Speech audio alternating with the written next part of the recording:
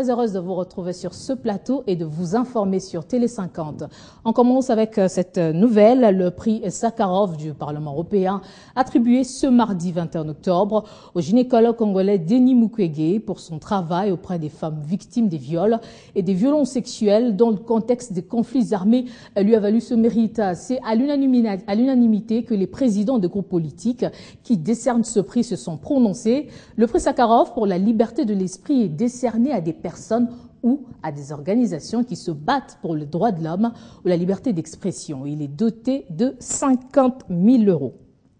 Allez, on s'envole pour l'Angola où les ministres des Défenses et des Affaires étrangères de la CIRGL SADC se sont réunis lundi à Luanda où ils ont évalué 3 mois après l'évolution des 6 mois accordés au FDLR de désarmer volontairement et de se rendre. La commission conjointe CIRGL SADC a par ailleurs réitéré son ultimatum de 6 mois accordé en juillet dernier à ces combattants des FDLR réfractaires à ces processus jusqu'au 2 janvier 2015. La RDC a été représentée par son vice-premier ministre de la Défense et son ministre des Affaires étrangères. Au cours de cette évaluation à mi-parcours, la 3e réunion ministérielle conjointe CIRGL-SADC a reçu et examiné les rapports d'évaluation sur le désarmement et la reddition volontaire des FDLR. Se fondant sur les critères et les mesures convenues, il a été constaté que les FDLR n'ont accompli aucun progrès sur le plan du désarmement et de la reddition volontaire depuis quelques mois. La 3e réunion ministérielle conjointe a à cet effet réitéré les décisions prises par les chefs d'État et de gouvernement lors du 2e mini-sommet tenu le 14 août 2014 à Luanda et par le 34e sommet de la SADC tenu les 17 et 18 août 2014 à Victoria Falls au Zimbabwe de donner au FDLR un ultimatum de 6 mois pour qu'elles déposent les armes et se rendent volontairement. L'action militaire décidée par les chefs d'État et de gouvernement contre les FDLR sera entreprise en cas de non-respect par ces dernières du délai de 6 mois expirant le 2 janvier 2015. Le gouvernement de la RDC, représenté par Alexandre Lubatambo et Raymond Chibanda, respectivement vice-premier ministre de la Défense et ministre des Affaires étrangères, et la MONUSCO, doivent entreprendre les efforts nécessaires afin de créer des conditions propices dans les centres d'accueil et les camps de transit désignés pour les éléments des FDLR qui sont disposés à déposer les armes. Abordant la situation sécuritaire et humanitaire dans l'est de la RDC et les massacres des civils à Béni, la 3e réunion ministérielle a exprimé ses préoccupations sur le sujet et a fortement condamné ces actes barbares. Revenons au pays pour se rendre au Nord Kivu où la vie a repris son cours normal dans le territoire de Béni et le ministre de l'Intérieur qui séjourne depuis dimanche a sollicité la collaboration de la population pour dénoncer tout cas suspect. Question de mettre fin à ce drame qui a coûté la vie à plus de 80 personnes. 1 minute de silence en mémoire des Congolais cruellement assassinés par les rebelles ougandais de ADF Nalu. Au total, 84 personnes ont été lâchement abattues. Au cours de ces face-à-face, les différentes couches sociales de la population, à travers cet échantillon, ont fait une autopsie sans complaisance de la situation sécuritaire qui sévit à Béni. Ils ont cherché à comprendre pourquoi la recrudescence de la criminalité dans la ville de Béni. Les délégations gouvernementales et parlementaires, conduites respectivement par le ministre de l'Intérieur, Richard Mouyej Manguesmans, et la questeur de l'Assemblée nationale, l'honorable Élisée Mounembwe, qui ont apporté le message du chef de l'État, Joseph Kabila Kabange, un message de réconfort de toutes les institutions de la République. Ils les ont rassurés du rétablissement de la situation le plus tôt possible. Le ministre de l'Intérieur, Richard Mouyej Manguesmans, a à cette occasion sollicité la collaboration de la population pour mettre un terme à ce drame qui a causé de nombreuses victimes. La population se sent plus que rassurée par la présence des autorités aussi bien provinciales que celles venues de Kinshasa. Des rencontres qui ont été organisées sous la modération du gouverneur du Nord Kivu, Julien Paluku Kaongia. Et puis une grande marche a été organisée samedi dernier par la population pour remercier le chef de l'État, Joseph Kabila, pour le début de travaux d'asphaltage de la route Ingudi-Diofa, longue de 70 km. Cette manifestation a connu la participation des membres de la société civile et les partis politiques de la majorité présidentielle. Pour arriver à Idiofa Centre à 70 km, il faudrait plus d'1 heure de route. Informé de l'arrivée de l'équipe de l'Office des routes pour le début des études de faisabilité et la décision prise d'inscrire au budget 2015 le crédit Pour le financement de cet ouvrage, la population d'Idiofa est descendue en masse dans les rues pour remercier le chef de l'État, Joseph Kabila Kabange, initiateur de la vision La Révolution de la modernité. Cris de joie, chants d'allégresse, la satisfaction était visible sur tous les visages de la population en liesse pour la réalisation d'un rêve, l'asphaltage de la route Ngoudi-Idiofa qui devra désenclaver ces territoires greniers agricoles de la République démocratique du Congo.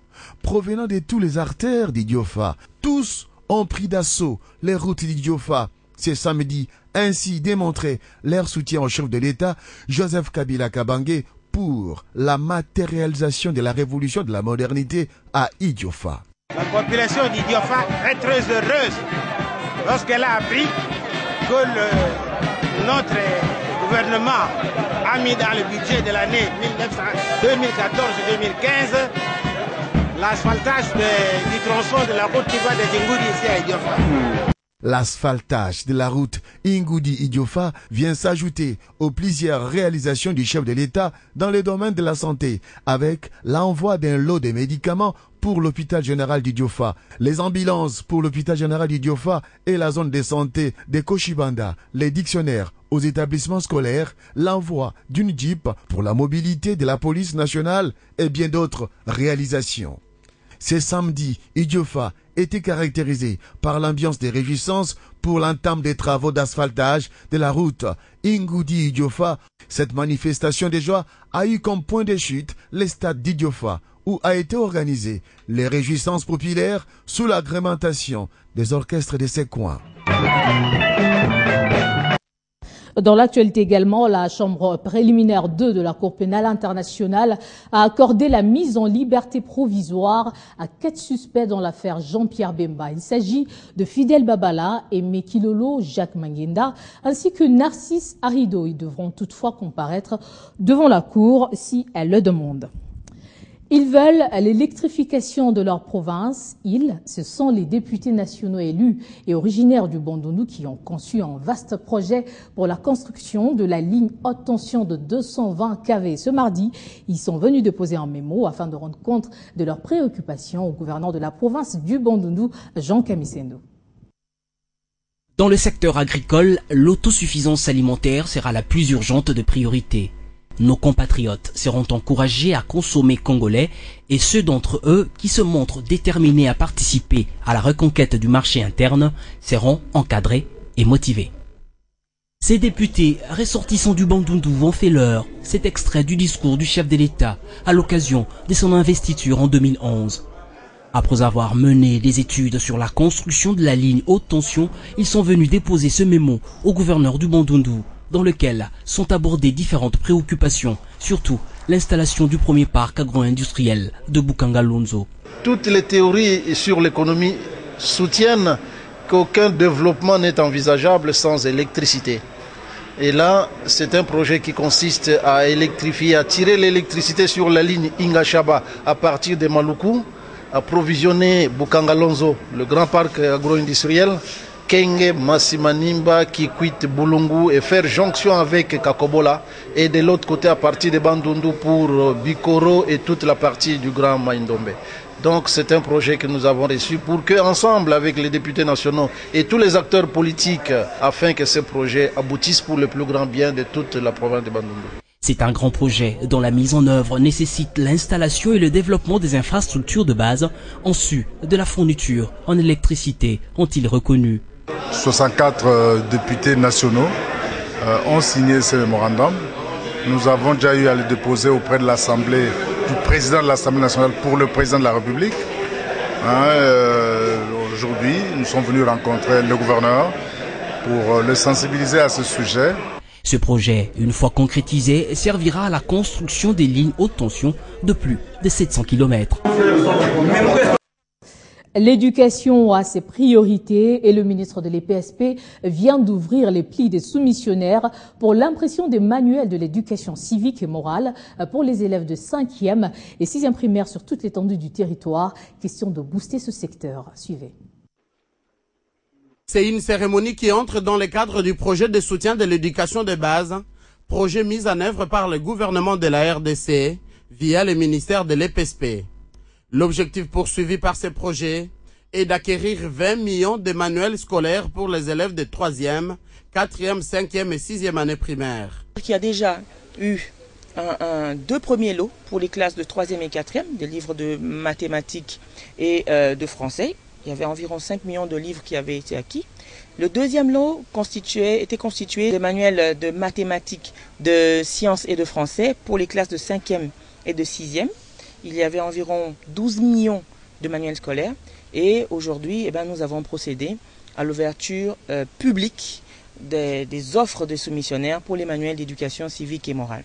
Une première pour cette année scolaire 2014-2015.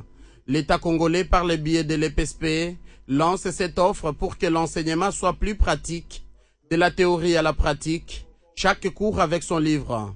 Ceci, c'est dans le cadre de la réforme de l'enseignement en République démocratique du Congo. De la littérature, guide pratique des procédures de la dépense publique, circuit simplifié et rationalisé, c'est le titre d'un nouveau livre qui vient d'être porté au fonds baptismaux ce mardi à Kinshasa, en présence des scientifiques et quelques autorités du pays. Son auteur, Sami Katumbai, sous-gestionnaire des crédits et chef de division à la Cour suprême de justice, propose ce qu'il estime être la réorganisation sous forme simplifiée et rationalisée du circuit d'exécution des dépenses publiques basé sur le principe de la production des états de suivi budgétaire. Je souhaite à cette publication une large diffusion et en même temps je souhaite que cet ouvrage puisse contribuer à l'affermissement de la bonne gouvernance dans notre pays. Je vous remercie. C'est le geste qui met officiellement cet ouvrage à la disposition de tous les passionnés de la lecture pour des sujets liés à la chaîne de dépenses publiques en République démocratique du Congo. Ceci étant dit, guide pratique des procédures de la dépense publique, circuit simplifié et rationalisé, un ouvrage de 226 pages préfacé par Jérôme Kitoko Kimpele, premier président de la Cour suprême de justice et président du Conseil supérieur de la magistrature. Son auteur, Sami Katumbai, sous-gestionnaire des crédits et chef de division à la Cour suprême de justice, propose ce qu'il estime être les supports matériels des dépenses publiques. Bon, j'expliquais d'une façon simplifiée et rationalisée, parce que quand nous disons simplifié ou rationalisé, c'est par rapport à l'ancienne procédure. Il y avait une procédure dans ces pays. Il y avait une procédure avant la reprise de la coopération avec le président Kabila en 2001. Quand nous avons renoué avec la Banque mondiale et le Fonds monétaire, c'est comme ça que nous sommes entrés dans cette réforme. Et que, suivant les standards internationaux, non, mais nous on était dépassés. Il fallait nous adapter à ce qui se passe ailleurs.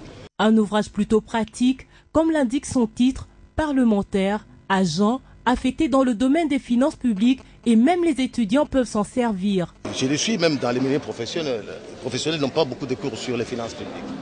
C'est quelques heures. Les finances publiques, c'est quelques heures. Et pourtant, les finances publiques, nous, on travaille avec les droits budgétaires comme doctrine et règlement général sur la comptabilité publique comme cadre légal et réglementaire. Et ces deux branches-là ne sont pas développées à l'université, mais nous, c'est notre formation. Affirmation d'une volonté politique de rationaliser les procédures des finances publiques dans la transparence pour l'accroissement de l'intérêt public de l'État. Un autre vernissage, Ephraïm, la gloire de l'adoption, et le livre du révérend Espérance Mbakadi, visionnaire et hôte de l'école de la sagesse Wisdom School. Ce livre sur la gloire de l'adoption traite de l'accomplissement du plan de Dieu pour le salut de l'humanité. Dans cet ouvrage, l'auteur met aussi un accent particulier sur le rôle de l'Église dans le développement du pays. C'est un livre de 139 pages, reparti en 5 chapitres. Ephraïm, petit-fils de Potiphéra, fils de Jacob, la gloire de l'adoption, ouvrage du révérend Espérance Mbakadi, traite de l'adoption, notion ignorée des chrétiens, pourtant pratique même de l'accomplissement du plan de Dieu pour le salut de l'humanité. S'appuyant de l'exemple d'Ephraïm, issu de l'union de Joseph et Asnat en Égypte, qui fut adopté par Jacob pour ne pas vivre la destinée que son grand-père Potiphéra, prêtre don, pouvait lui imposer. Et c'est dans une salle archi-comble, professeur, serviteur de Dieu de la ville de Kinshasa, fidèle des églises et quelques invités que le livre est présenté. L'auteur du livre invite les chrétiens à se battre pour leur repositionnement. Non, pas seulement à les abuser, mais les rendre utiles Je crois qu'on ne blâme pas quelqu'un qui reconnaît ses fautes et qui prend la résolution de faire différemment. On le félicite.